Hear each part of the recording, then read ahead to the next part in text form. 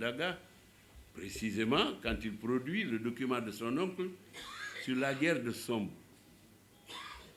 Maba est mort effectivement le 9 juillet 1867, vers 12h30, 13h, d'après les estimations qui ont été faites par les historiens et par quelques guerriers qui avaient participé à cette guerre et qui avaient survécu. Mais attention, le 12 avril 1848 déjà, au cœur du Saloum, dans un village qui est à côté de Nioro, après Médina Sabakh,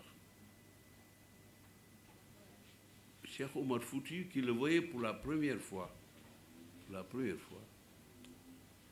lui avait prédit qu'il allait perdre la vie dans une bataille qui mènerait contre des croyants. Ça nous ramène à ce qu'il lui avait dit, bul xeex ak ñooñu dañ gëm yàlla. 12 avril 1848, 9 juillet 1867, 12 février 1864. Pour la dernière fois, on a vu Maba Diakhou à Djeguembéré quand il est entré dans les falaises, là, à l'intérieur, dans les grottes des falaises. On dit Bandiagara, mais ce n'est pas Bandiagara, c'est Djeguembéré. C'est pas loin, mais ce n'est pas exactement la même chose. Regardez un peu, 1848, 1867. Celui qui lui avait fait la prédiction était mort 5 ans auparavant.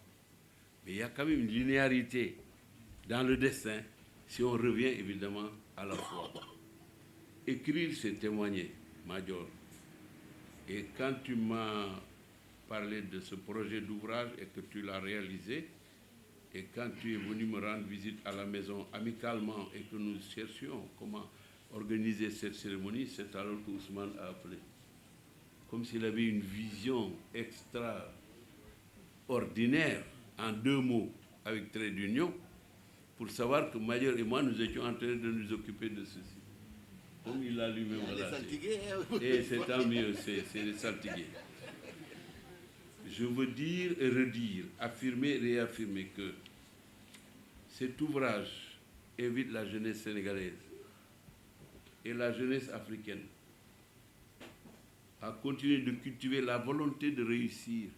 Réussir, ce n'est pas totalement ni extraordinairement le succès.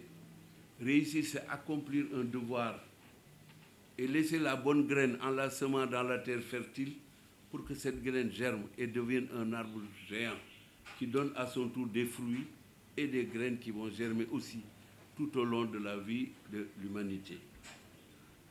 Je dis, sans à aucun moment tourner le dos à la morale, en cultivant la vertu, courage, là aussi je mets un trait d'union entre les deux,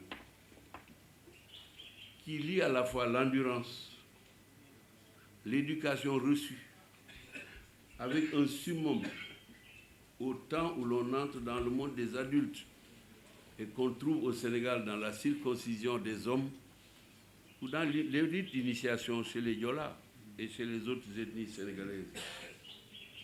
Major Diouf est mon ami et je suis fier de le redire. Tout le monde le sait. Et il est aussi mon frère. Un ancien condisciple du lycée Faidherbe, comme tantôt cela a été rappelé par Amadou de Saint-Louis.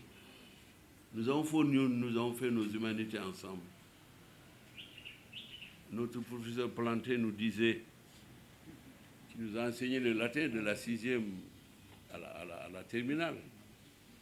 Mais c'était un professeur extraordinaire parce qu'ils avaient fait de nous des sortes de robots, nous conversions en latin. Quand nous étions en première, nous conversions en latin. Comme nous conversions en français.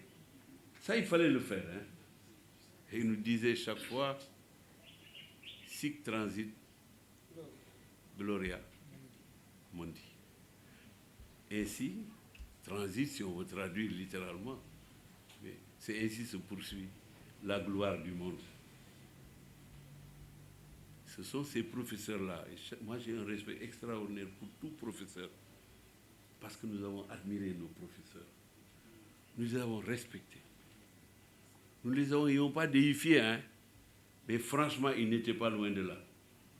Nous pensions qu'ils savaient tout, parce qu'ils nous expliquaient tout. Et ils nous ont fait aimer la lecture, Ils nous ont fait aimer la recherche, aimer les études. Ils nous ont fait aimer la recherche et le succès. Le succès, encore une fois, ce n'est pas l'opération accomplie. Il y a l'efficacité d'une part, il y a l'efficience de l'autre. L'efficacité, on dit que c'est le ratio entre les moyens mobilisés et les objectifs visés, le résultat. On dit que l'efficience, ce n'est plus les moyens mobilisés et les objectifs visés, mais c'est les moyens mobilisés, le ratio qui l'unit avec les résultats accomplis. C'est une sémantique qui n'est pas toujours simple, hein? C'est la dialectique que les grands professeurs que vous êtes, que vous pouvez maîtriser. Et Major, en écrivant ce livre, a atteint et l'efficacité et l'efficience tout à la fois.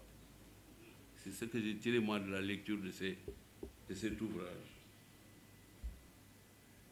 En juin 1959, Major, le 9 juin, nous avons obtenu le bac. Il y avait moi-même, toi, et Saliou Fall. J'ai dit l'ordre dans lequel nous avons tiré le petit papier pour aller dans le coin, cogiter pendant 15 minutes, pendant que le professeur interrogeait l'autre. C'est Mme Martin qui nous a interrogés. Elle venait du lycée Van Vollenhoven, n'est-ce pas? À l'épreuve de géographie, nous avions bûché tous les trois, de 4h jusqu'à 7h du matin, la veille, nos dernières leçons de géographie. Nous avions appris Madagascar, le Tonkin et la Cochinchine, et aussi, oui, le Laos, n'est-ce pas, les pays asiatiques.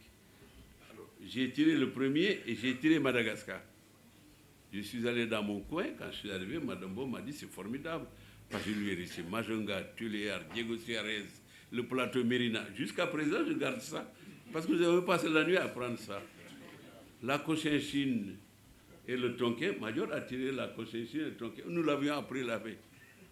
Le pauvre Saliou Fall, hein? Il n'est pas tombé sur les 3 sujets sur lesquels nous avions bûché toute la nuit. Il lui a été donné, comme il a tiré le sujet, la Mongolie. Nous n'avions pas pris la Mongolie. Et Saliou a été donc condamné à passer le bac en octobre, alors que nous l'avons eu avec mention dès le mois de juin. Ce sont des anecdotes qui indiquent que l'homme vit sur son destin et que rien ne peut faire, l'être humain ne peut rien faire pour soi-même. Mais il y a un minimum, c'est la volonté. La foi qui porte la volonté et la volonté qui porte l'action. On trouve tout ça ici. Je vous assure que c'est émouvant. Quand on connaît Major Diouf et qu'on lit le livre, ce livre c'est Major lui-même. Mais c'est aussi l'Odyssée de l'Afrique et du Sénégal. Mais c'est l'Iliade, c'est-à-dire l'ensemble des batailles qui ont déterminé un cursus que Dieu seul pouvait définir, déterminer, conduire, faire aboutir. Et aujourd'hui, on se retrouve là, 80 années passées, depuis le début novembre, là. Nous sommes des octogénaires depuis début novembre. Beaucoup d'amis sont partis avant. Il y en a beaucoup. Oui, Lamine Guène, oui, Babacar Fall, oui, Ndongo Niang. Je pourrais en citer encore 20, mais Dieu nous a maintenus là pour continuer de vivre avec nos enfants et leur montrer le chemin, la foi, le courage, la volonté. Être sourd aux attaques de toute nature. Être sourd aux attaques de toute nature. Ma mère est partie il y a 1 an et 10 jours. Le 17 décembre, alors que j'étais là-bas avec mon épouse et la famille depuis 3 jours, on me dit Major Diouf est arrivé. Je vous assure, vous ne pouvez pas imaginer ce que cela m'a fait. J'étais à la mosquée, on me dit Major est arrivé. Je dis, ça ne me surprend pas, mais c'est extraordinaire. Elle me disait, cette maman, il y a 2 types d'individus dans la vie. Il y a les Kay Cédra et il y a les manguiers. Mais c'est extraordinaire comme vérité philosophique, professeur. Il me dit, l'un et l'autre arbre fleurissent et portent des fruits. Le Kay Cédra, xay, dafay am tontor, dafay am doom. Mango, dafay am tontor, dafay am doom, parfois même à la même période.